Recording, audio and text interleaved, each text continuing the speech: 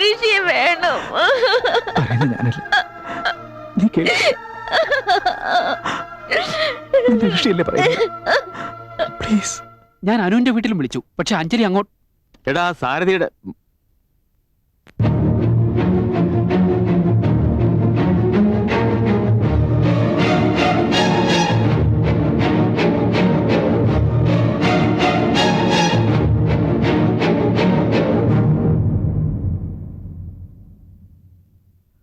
അകത്തേക്ക് പൊക്കോളൂ അഞ്ജലി.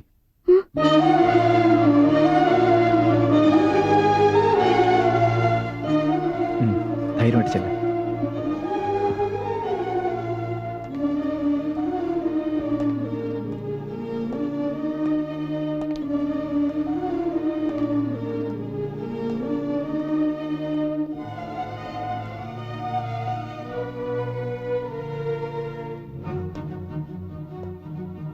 ഞാൻ നിങ്ങളെ ഭയന്നിട്ട് കൊണ്ട് വിട്ടതൊന്നുമല്ല.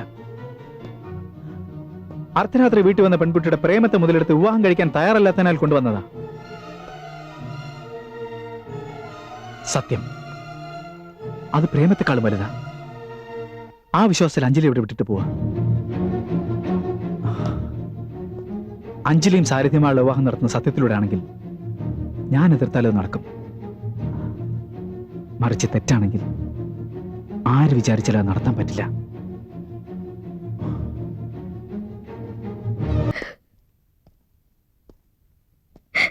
ഡാഡി, പണ്ടേ അവൾക്ക് ഇഷ്ടമുള്ളതെല്ലാം വാങ്ങിക്കൊടുത്തിട്ട് ഇപ്പൊ ഋഷി ഇഷ്ടമാണെന്ന് പറയുമ്പോൾ മാത്രം എന്തിനാ ഡാഡി ഇങ്ങനെ ചെയ്യുന്നേ? ആ കരച്ചിൽ കണ്ടിട്ട് ഡാഡിയുടെ മനസ്സലിയുന്നില്ലേ? ചെറുപ്പത്തിൽ കുട്ടികൾ സ്കൂളിൽ പോകാതിരിക്കാൻ കരയും. അതിൽ മനസ്സലിഞ്ഞ് പഠിപ്പിക്കാതിരിക്കാൻ പറ്റുമോ? നീ ചെന്ന് ഋഷി വിളിച്ചോണ്ട് വാ. ഡാഡി, മുഹൂർത്ത സമയത്ത് അവനോട് ഉണ്ടായിരിക്കണം.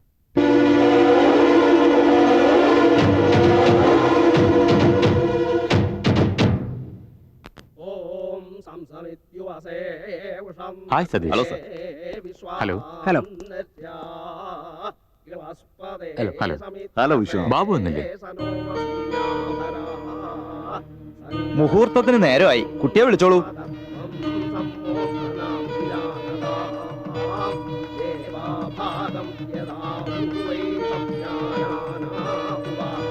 ആ, അങ്ങോട്ട് പോയിരിക്കണം. ആ ശരി.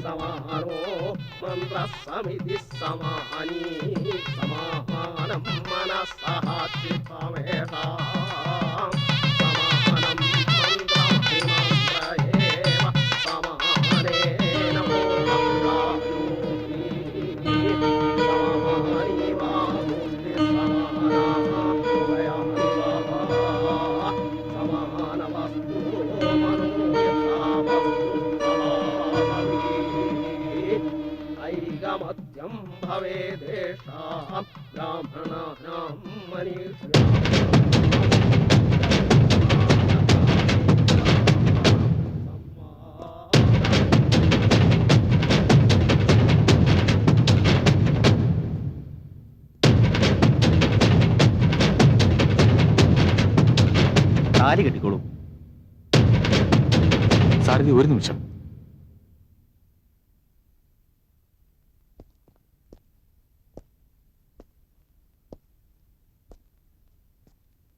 എന്താ പറഞ്ഞു? നീ ചെയ്തത് ശരിയാണെങ്കിൽ ഈ കല്യാണം നടക്കുമെന്നോ, തെറ്റാണെങ്കിൽ നടക്കില്ലെന്നോ? കൊള്ളാം. നീ ഈ വിവാഹം കാണണം. ഞാൻ ചെയ്യുന്നത് കറക്റ്റ് ആണെന്ന് നിനക്ക് ബോധ്യപ്പെടണം. അഞ്ജലിക്ക് നീ യോഗ്യനല്ല എന്നുള്ള സത്യം നീ മനസ്സിലാക്കണം. അതിനാ നിന്നെ ഞാൻ വിളിപ്പിച്ചത്. നോക്ക്, അതിഥികൾ, ബന്ധുക്കൾ, താലിമാല, കതിർമണ്ഡപം, മന്ത്രങ്ങൾ എല്ലാം ഉണ്ട്. ഏത് രീതിയിലാണ് ഇനി ഈ കല്യാണം മുടങ്ങാൻ പോകുന്നത്? മുഹൂർത്തം. അതിഥികൾ ആവശ്യത്തിനും താലിമാല ഉണ്ടെങ്കിലും അതിനേക്കാൾ ഉപരിയാണ് മുഹൂർത്തം. എല്ലാവരെയും കല്യാണത്തിന് വിളിക്കുമ്പോൾ എത്ര കൊടുക്കുമെന്നോ എത്ര ചെലവാക്കുമെന്നോ ചോദിക്കില്ല. മുഹൂർത്തം എപ്പോഴാണ് ചോദിക്കുന്നത്? ഇതിനതില്ലല്ലോ. നിങ്ങളുടെ മകളുടെ ഓരോ ബർത്ത്ഡേക്കും രാത്രി 12 മണിക്ക് ഒരു നിമിഷം പോലും അങ്ങോട്ടോ ഇങ്ങോട്ടോ മാറാതെ അവളെ ഫോൺ ചെയ്ത് വിഷ് ചെയ്തിരുന്ന നിങ്ങൾക്ക് ഇന്നത്തെ മുഹൂർത്തത്തിൽ മാത്രം അനുഗ്രഹിക്കാൻ പറ്റില്ല. പിറന്നാൾ വർഷം തോറും ഉള്ളതാണ്. എന്നാൽ ഇത് മാത്രം ലൈഫിൽ ഒരിക്കലേ ഉള്ളൂ. പൂജാരി പറയൂ, മുഹൂർത്തം എത്ര മണിക്കാണ്? കൃത്യം 12:42 മുഹൂർത്തം. ഇപ്പൊ സമയം എന്തായി? പേടിക്കണ്ട, പറഞ്ഞോളൂ. 12:45. അങ്കിൾ, നിങ്ങൾ ഉദ്ദേശിച്ച സമയത്ത് നടന്നില്ല. 3 മിനിറ്റ് താമസിച്ചു. ഞാൻ താമസിപ്പിച്ചല്ല, നിങ്ങൾ താമസിപ്പിച്ചു. അതായത് നിങ്ങൾ ചെയ്തത് തെറ്റ്, അത് നിങ്ങൾ സമ്മതിക്കണം. ഇപ്പോൾ തന്നെ താലിയിട്ടിച്ച് വേണമെങ്കിൽ നിങ്ങൾക്ക് നടത്താം. പക്ഷെ ലൈഫ് ലോങ് മകളുടെ കഴുത്തിൽ താലി കാണുമ്പോഴൊക്കെ നിങ്ങൾ ചെയ്ത തെറ്റ് നിങ്ങൾക്ക് ഓർമ്മ വന്നുകൊണ്ടേയിരിക്കും. ഒരിക്കൽ നിങ്ങൾ എന്നോട് പറഞ്ഞു, വിവാഹം കഴിക്കണമെങ്കിൽ ധാരാളം പേർക്ക് വെഡ്ഡിംഗ് കാർഡ് അയക്കണമെന്ന്. നിനക്കതിനുള്ള ശേഷിയില്ലെന്ന്. ധാരാളം വെഡ്ഡിംഗ് കാർഡ്സ് അയക്കാൻ ഞാൻ നിങ്ങളെപ്പോലെ കോടീശ്വരനൊന്നുമല്ലല്ലോ. മണ്ഡപത്തിലിരിക്കുന്ന നിങ്ങളുടെ മകളോട് ചോദിച്ചു നോക്ക്, ഈ കാണുന്ന ആർഭാടങ്ങളിലൊക്കെ എന്തെങ്കിലും അർത്ഥമുണ്ടോന്ന്. ഈ രീതിയിൽ കല്യാണം നടത്താനുള്ള പൈസ എൻ്റെ ഇല്ല. ഇപ്പോഴെങ്ങും സമ്പാദിക്കാൻ പറ്റുമെന്ന് തോന്നുന്നില്ല. എന്തു ചെയ്യാം? പ്രേമിക്കേണ്ട വയസ്സിൽ പോറ്റാൻ ശക്തി ഉണ്ടാവില്ല.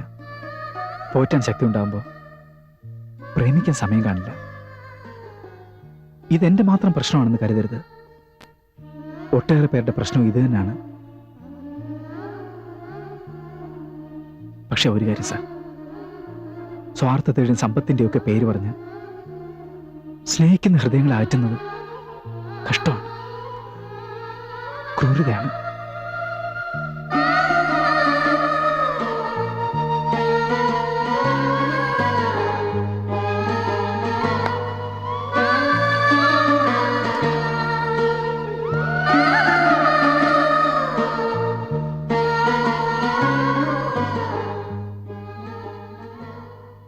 ജീവിതത്തിൽ ഒരിക്കലും തോൽക്കാത്ത ഞാൻ എന്റെ മകളുടെ പ്രേമത്തിന് മുമ്പിൽ തോറ്റുപോയി. ഒരു സുഖമുള്ള തോൽവിയോടെ വിശ്വനാഥ്. ഋഷി, നമ്മുടെ ആദ്യ രാത്രി എങ്ങനെയായിരിക്കണമെന്നാ ഞാൻ വിചാരിച്ചെന്നറിയോ? എങ്ങനെയാ? ശീതകാലം, ചന്ദ്രൻ പോലും മേഘങ്ങളുടെ ഇടയിൽ നിന്ന് പുറത്തു വരാൻ മടിച്ചു നിൽക്കുന്ന ശീതകാലം. ആറ്റിനപ്പുറത്ത് ദൂരെ ദൂരെ മഞ്ഞുമലകൾ, കാറ്റുപോലും നമ്മുടെ ഇടയിൽ കടക്കാത്തത്ര അടുത്ത് നമ്മൾ ഒരുമിച്ച്. അങ്ങനെ ഒരു സ്ഥലമായിരുന്നെങ്കിൽ. എന്താ ഇങ്ങനെ ആലോചിക്കുന്നത്? ഒന്നുമില്ല. ഇപ്പൊ നിന്നെ അങ്ങനത്തെ സ്ഥലത്ത് കൊണ്ടുപോകാൻ ഞാൻ എന്താ പണയം വെക്കേണ്ടെന്ന് ആലോചിക്കാം. ഋഷി,